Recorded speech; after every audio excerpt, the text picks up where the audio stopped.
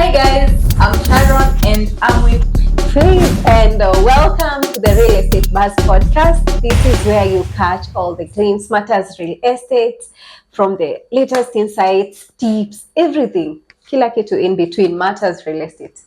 Now before we continue, I want you to first subscribe to our YouTube channel, at least like this video, and also take your time to engage with it. Join us for this and more. Tutakuwa na many amazing episodes na tunaongelea kila kitu hapa, and of course tukiwapatia knowledge about real estate. Yeah, so Faith, how is your week so far? We are shooting this actually on Tuesday. So how is your Tuesday morning? How was your Monday? How was your weekend? Tell us. So my weekend it's on Tuesday. Yeah. So yeah, my day is good. I'm grateful. I thank God. How are you? Please feel easy about your day. Me, I'm asking, how are you? I'm doing okay. Yeah, I think I'm doing okay. Actually, to be honest, yesterday was you just having a good morning. Yeah. I had that feeling. I just had a good morning, and I was trying to force the same energy leo asubuhi. Najiuliza mbona si feel kama jana. Yeah, so I'm doing okay. So I'm doing okay. Yeah. And yeah, it's amazing. Jana kulinyesha sana. It was a very hectic morning. Vile tulifika kazi, it's only God who knows. Yeah. Ni kwa ile resolution yetu ya hii mwaka ya I must get a car. How are you with these resolutions? Jana mvua iliniambia usipowaka nunue gari tutakomaliza. When I think about my 2024 resolutions, just wait. But how is your 2024 generally? It's actually the best year so far. All the years I've had. I can feel growth in my 2024. Ukicompare hizi miezi zingine, I mean miaka zingine, kuna vile kuna panga tu na that point of stagnation. Una feeling tu unasonga lakini ni kama usongi. But this one, honestly, I've felt growth. Inner growth, external growth. There's just been great things happening around me. And yeah, it's quite amazing so far. Miaka yako ya kuliwa na nzige imeisha. Tuseme. We can say that. Yeah. So far so good. I cannot really complain. 2024 has been amazing, and it's been a graph of growth, learning, and just everything. Yeah. So now, guys, I want us leo tuongelele the myths and misconceptions in real estate. But before that, nataka Faith atuambie ni nini ashaisikia ki grow up yenye ni make sahi akifikiria you're just like, oh God. What is that thing? That one thing maybe, or a couple of things zenye you were told as a child. But when you look back, you're like, how did I believe that? And probably maybe as a day kutoka, bado una feelingi. Okay, something that I'm coming to learn, it was like, basically it was just a myth. Like people, kitambo, mimi nikiwa mdogo, people were not really into buying land. Like watu tu walikuwa wamezoea inheritance. Like my parents, the brothers of my father wanajua tu, like they don't have to do so much. Watapewa tu land, baba yao atawagawia land. And also kulikuwa na hiyo myth ya mtu anaenda anafanya kazi town, but eventually ufanye kazi wapi Nairobi, where you'll just go back to Ushago, so unafaa ujenge Ushago. And right now things have really changed. Unaona mtu amenunua shamba huko, they build here and they continue living here. Actually that's true. We didn't think buying land is a thing. So life in Ndeki changed. Right now unapata hadi women that we're buying land. A lot of people are buying land. And like kitambo when it's only men who are doing it. So yeah, actually, yeah, that could be a myth. There's no longer land to inherit, but they say mogoda dodiraga nigoro. That means land doesn't haiezi isha. Yes. Yeah. Bei ndo inaenda juu. So mine here. Oh my god. Not scare, the one that I was told. Yeah. Is that haufai kupoint at a graveyard. What will happen? Kidole yako itakaa. And every time me and my cousins would pass karibu na grave, we would walk like this. Kunja ngumi because kidole yako isipoint in the wrong direction. You're done. Like utakuwa tu na mikono zimejikunja, fold hands. And I realized that's a fear that it's more of a fear because adisai, as grown as I am, I cannot point at a graveyard. For real? Wallahi. As much as I know Nikki points, nothing will happen. Yeah. Bado kuna hiyo kafia. Na nikijaribu alafu iname. Uninstall it at this point sasa. Yeah, so that was my major yenye nakumbukanga vizuri. And even up to date, I've like nimekuwa unable to just shake it off. Something else yenye nimekuja kujua, it was a myth, is land is meant to be bought. Kama watu wananunua shamba, like ni wale tu wazai, people who are over certain age, watu wazee ndio tu peke yake wanafaa kununua shamba. Like things have changed so much. Like right now unapata watu wengi hata wenye wana invest with the young people. Watu wamekuwa so enlightened about investment, and sasa watu wengi sana wadogo wamenunua. And then there's this thing where I had mtu azikangwe kwa ploti. Is that a myth or is it a truth? It's actually a myth because kuna watu wenye tu like kama sasa mimi ninunue shamba yangu, I just decide I don't want to be buried na uko Murang'a. I want to be buried kwa plot yangu maybe hapa tu Juja. It's actually a myth. Unaweza sini yako. Yes, you can. I will share your thoughts with us. What do you think? Is it okay for you? Uta prefer like, okay, si uta prefer because we don't want you to die. Watch us. But is it does it make sense mtu kuzikwa kwa plot yake ama kupelekwa nyumbani? Yeah. Ama Lang'ata. They don't go home. Like Lang'ata. So share with us. Kama it's okay mse kuzikwa kwa plot ya amenunua, or you have to be taken either to a gravesite ama home. Now tunaingia sasa kwa the main topic of today. The myths and misconceptions now revolving around real estate. Zile vitu people talk about zenye they are not really true when it comes to buying land in Kenya. So for me, number one, I would say expensive land is quality. I feel like that's a myth. That's totally a myth. Because mtu tu anaweza chukua a certain price aibandike kwa shamba yake ni kwa certain area. And then utapata expensive land sana may be influenced by the location, by the developments within the area, but it doesn't necessarily mean your shamba ni legit ama ni quality. So just because it's expensive, it doesn't mean that it's legit. Do your due diligence. There are so many factors to consider when it comes to the shamba. Like lazima uangalie tu some very important factors ndio uweze kusema ni mzito hapa. Unaniona ni mzito jamani. Anyway, yes, there's so many factors that you're supposed to consider in order wewe kudhibitisha like hiyo bei inaendana na hiyo shamba, so that you're also not overpriced. True. Yako ni gani?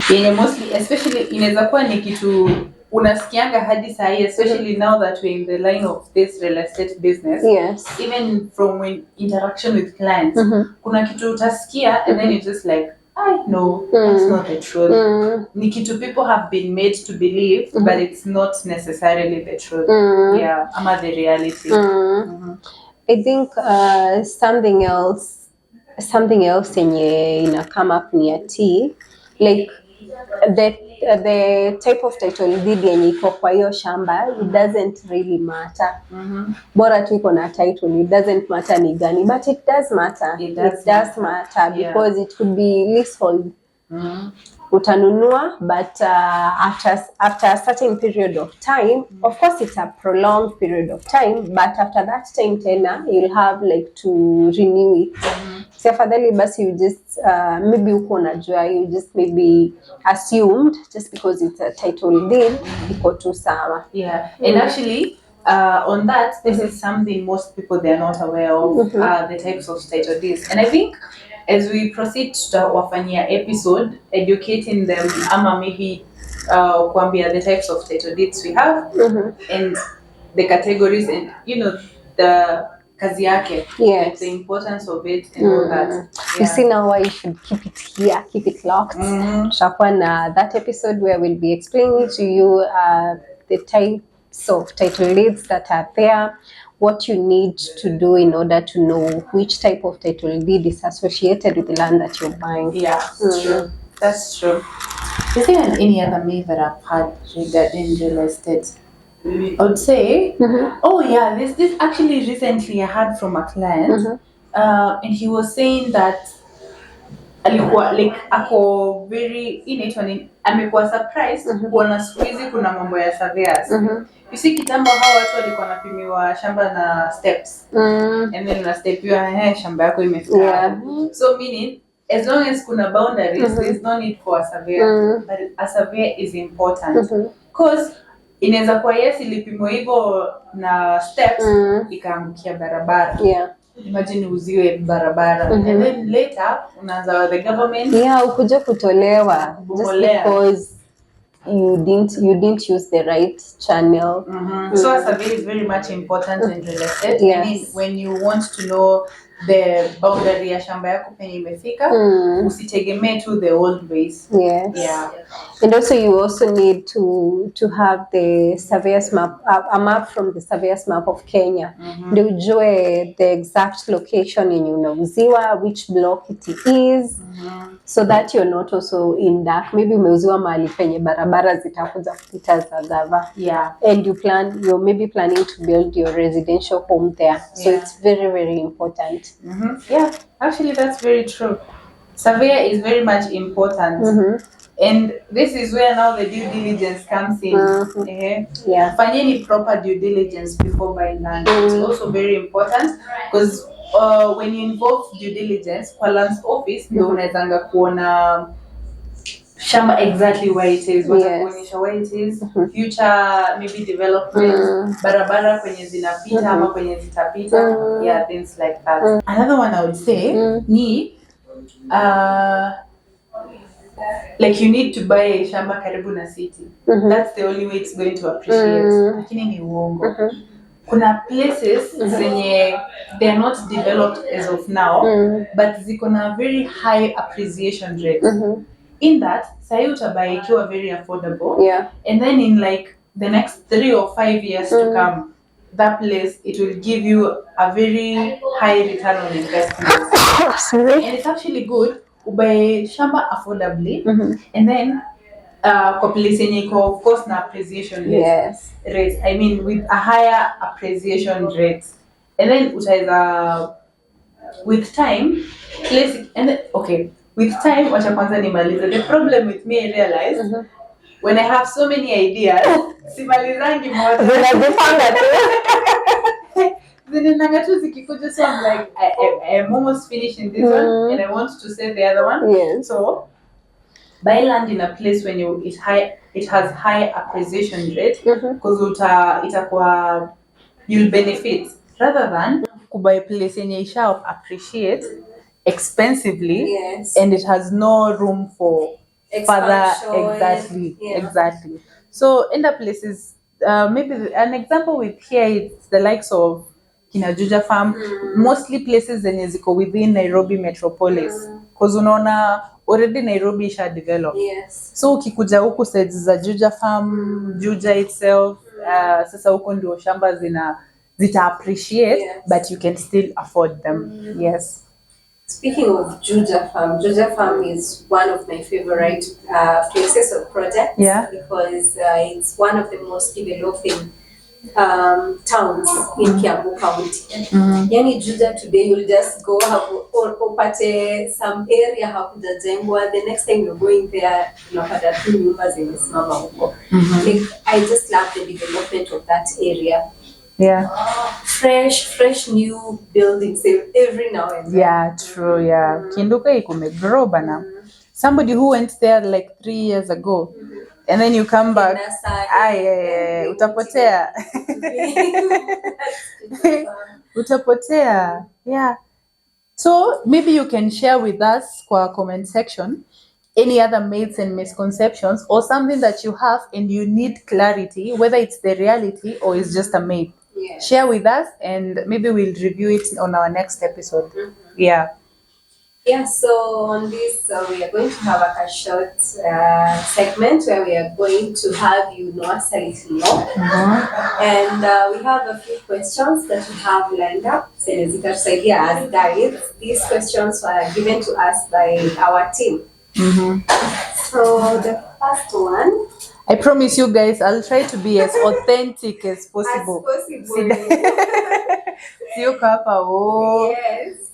And the good thing, I haven't seen the questions. Yes. Neither have you. Yes, I haven't. Yeah, our colleague has shared them with us. So, yeah. Yeah. So the first question is, what was your first time experience in real estate? Well, same character development. How is it? Wow, you see, my first encounter, I mean, me coming to the real estate industry, yes, I knew nothing about land. Mimi ni ule nilikuwa najua, by the way, shamba inanunuliwa na our parents, ama nita inherit. Because now you see, nowadays girls can inherit land. Yeah. So mimi najua shamba yenye niko nayo, iko maybe ni yenye nitapewa na babangu. So kuingia real estate, when I started my first job, I think actually my first corporate job was real estate. Now I knew nothing, I had no knowledge na real estate. So nile naambiwa, you know what, unachukwanga 2 calls, unapigia, and then you book them a site visit, they come, they buy. Where's sijaanza attachment issues? I started attachment issues na my clients. Where? I know. I don't even want to go into details juu mnajijua vile mnatufanyanga. I don't want to go into nini. Hey, I would say the first time it was ilinivunja moyo. I would say, but sahi hakuna kitu inaweza nothing can come between me and my clients. I'm unstoppable. I'm here to ensure mnapata good deals. Yeah, and of course now with the knowledge that I have, it's easier for me to go. I'm not going there to get money, you know. It's to ambia client, hey, kuja ulipe. It's more of me aligning what I have with my client's needs, and that makes it seamless. Yeah. It's amazing. What's yours? I would love to hear yours. So my first time experience in real estate, I was like, how do people even make to say shamba za hii pesa yote? Utatoa mtu 500,000 kwa mfuko. Oh yeah. Like, hey, how is this even possible? Now that is, I think, the one. And then by afternoon we had like 3 people on the mix sale. So niko like, wow. Are these real human beings? Tuambie ni tu kweli. What are you doing? Because mtu hiyo pesa yote kwa mfuko. So with time nikakuja kulearn, it's doable. Yeah. Oh, it can be done. Like, oh, okay. But it really took me some time before I actually made that first thing. Yeah. It took me 3 months. And you? Waheri wewe. Sinakwambia yangu ilikuwa tough. It took me 8 huko to 10 months. 10 months before I made my first sale ever. Like naona nimeuzia client hivi. You are patient. Kai ni Mungu. Ni God. Ni God you. But the funny thing, every time I think about it, I'm just like, it's the idea of not being jobless. Niki persist. Yeah. But what was going through your mind? Umeka, like the 5th month, umeona bado. What was going through your mind? Mungu nilikufanyia nini? Mungu nilikufanyia nini? Where did I go wrong? Unabariki wengine nibariki pia. And trust me, but you in real estate, you become good in prayers. Yeah. But if you're not in real estate, I mean, if you're in real estate na hauko prayerful, you have a problem. You have a problem. Hey. It was tough. The kind of praying that we used to do. It somehow killed my confidence, kidogo. But now transitioning, I had to exit the company. Now, and that's when I came here. And it's important, not only for people who are working in real estate, ata hizi other careers. Yeah, even other careers. Be somewhere where people believe in you. Yes. When you have people believing in you, ata ile time unaanza kujidoubt, you have somebody there telling you you can do this, you can do this. And I feel that's what made me sell. Yeah, and made me navigate this real estate life. Yeah. You know something else that I'm coming to learn, there's no specific time ati mtu anaweza kuja kuuliza the mtu take how long before auze. Like there's no specific time. Kila mtu ako na time range yake. Yeah. Mwingine anaweza kuja even the first week they've already made a sell, mwingine even in a month. Yeah. 10 months. I know of someone who stayed around a year and a half. Wow. Bado hajauza. Maybe alianza kuuza they'd make a kid. I know. I was listening to a podcast by this guy anakwanga maju. He was saying he was in sales, not real estate, though sales, and alika for like 2 years before he ever had made his first sale. I think it was in insurance. Alika for a whole 2 years. Imagine. So usifeel, if you're there, don't feel bad at ijua ujauza, you can't do it. Everybody can do it. As long as you're well equipped and you believe in yourself. You can do actually, it. It's all in the mindset. It's all in the mindset. I'll be able to do this. I'll be able to do this. Yeah. Next question. Let us see the next one.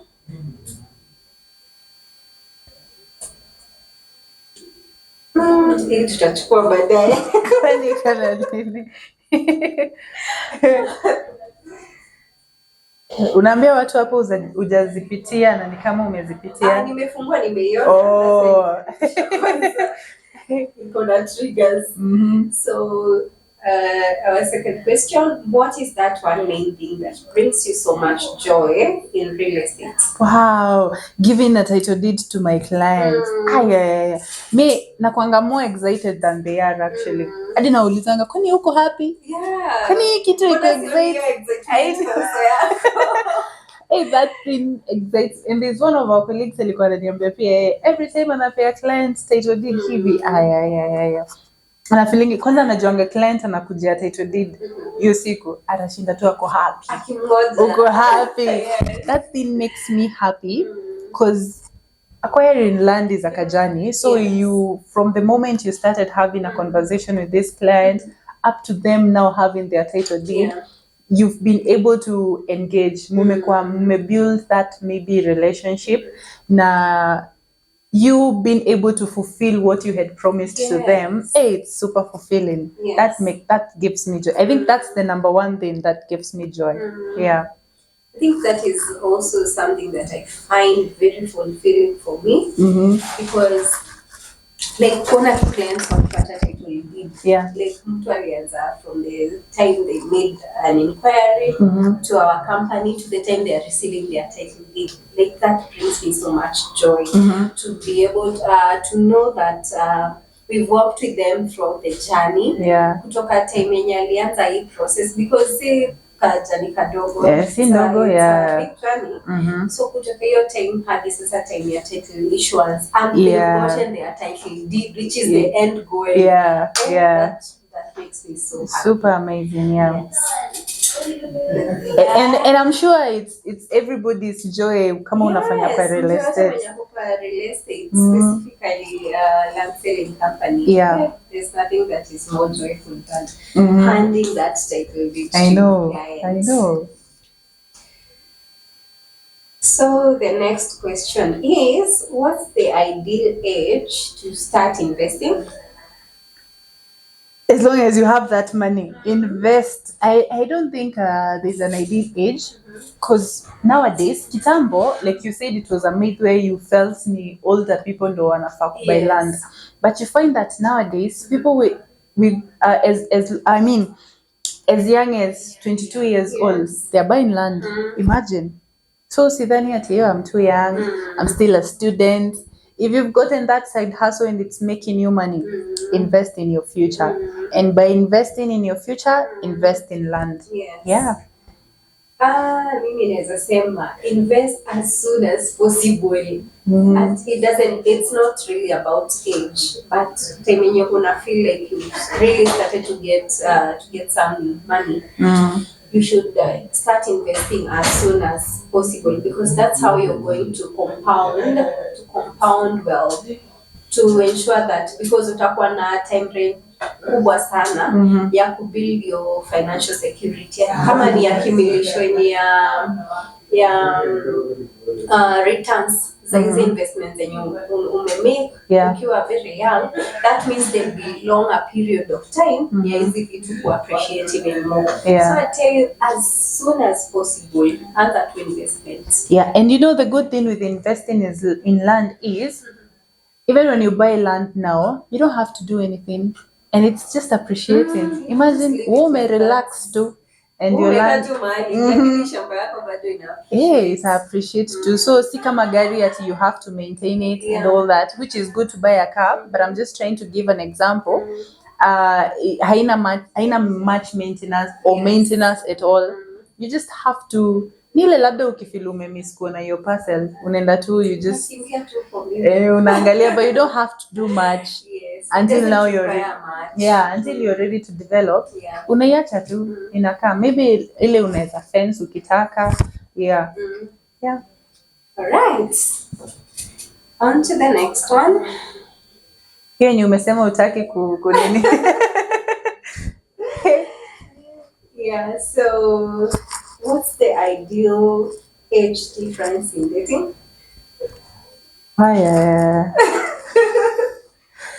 Age is just a number. That's my advice. Age is just a number. Yeah, it's an illusion. Yeah, because I feel for me, age is not really okay. Well, to start with, would you date someone you're the same age? Nilijua tu unaenda hapo. Welcome. Well, why not? Kuna ile, without the social standards and all that. Yeah. For example, if I meet somebody to a vibe where he's good, he's okay, maybe he's providing, his personality aligns with mine, then why not? Yeah, nitafunga macho. Kwa age. Please, age is just a number. Age is just a number. Behind me, age. Yeah. What about someone who's younger than you? Okay, well, younger than me kuna vyenye.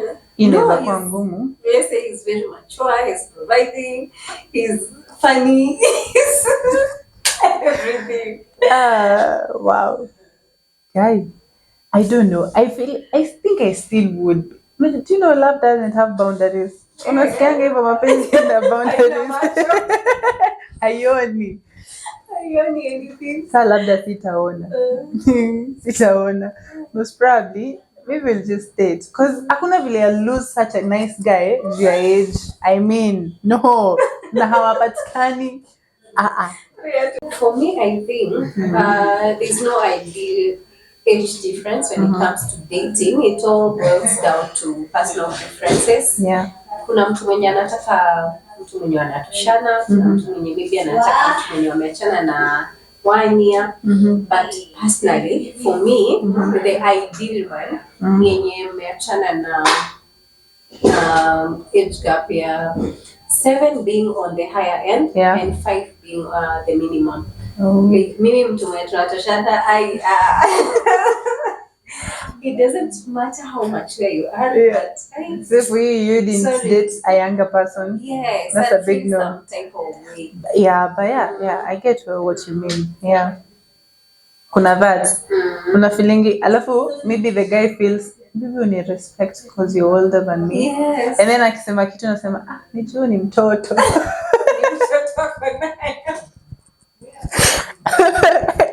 And then kuna vile maybe naturally itakuja you feel like it's okay kushinda ukituma huyo mtu ama kumwambia kitu like you have to listen to me, you know. So I get it. Hi kababa, literally. I get it. So that's the last one. Okay. So why real estate? Why real estate? Wow, that's a good question. Yani tunatoka kwa mapenzi ka tumerudi back to real estate. Wow. Why real estate? I feel because there's flexibility in it, where what is it called? Unajiandikianga check. And by that hauna ile fixed amount, you are earning a fixed amount. Yes, it's an open check. It's an open check. You decide for yourself by how hard you work. Because tena hawezi kaa hivi and then check ikupate. No, you have to work for it. You have to put in the work. Yes. And ingine, I would say kukuja real estate, at first it wasn't a passion. It's something that I have grown to love. And by that, imekuwa very much exciting. Now the kind of networking you have to do. It's very big. There's that networking and the kind of people you meet. You meet so many people, and as much as you're there to help them acquire their ideal land, or their ideal place of settlement, you're also building yourself. In that you meet so many clients who are in different fields, and they impact you with that knowledge. You learn from them. So that is why I feel like it's the kind of, mostly it's the kind, apart from the check thing, it's the kind of networking that you do. There's a lot of networking. And you're forced to learn a lot of things so you can be able to connect with your clients. Yes. So why real estate? I'd say because you get to decide whatever amount of money you're going to take home. Of course, that is really built on how much you're putting in the work and how much do you want it. Like the way our CEO always tells us, how hungry are you? So it's a very lucrative career. And even encourage other people who are like, ingia real estate ingia. But one thing for sure, you really have to be patient. Umesikia Sharon? I was patient. All 10 months. Telling yourself, I can do it. I got this. God, I know you've not forgotten my name. Wallahi. It's a very good career. You get to learn a lot. It's always a learning curve. Every day. Every single day. It's always a learning curve. Man, this has been, I hope it has been insightful as it is for us. And we're here to keep impacting you with knowledge, bringing you new trends maybe in real estate. And also, we're in this line of selling land. Don't forget to go and engage with our website, www.zenawi.co.ke. And we'll be there to help you with anything matters to do with land, whether you're a first-time buyer or you're what is it called? The ones that are still buying. You're now an investor. Yes, we are here to help you. Also, please don't forget to subscribe. We need those. Subscribe. And you'll be sure to get a notification anytime that we get to upload. And like, share, and like I had said, share with us also the myths that you've had regarding real estate. Yes. Please, and we'll share them in our next episode. So until next time, see ya. See you. Thank you. Yeah, bye bye.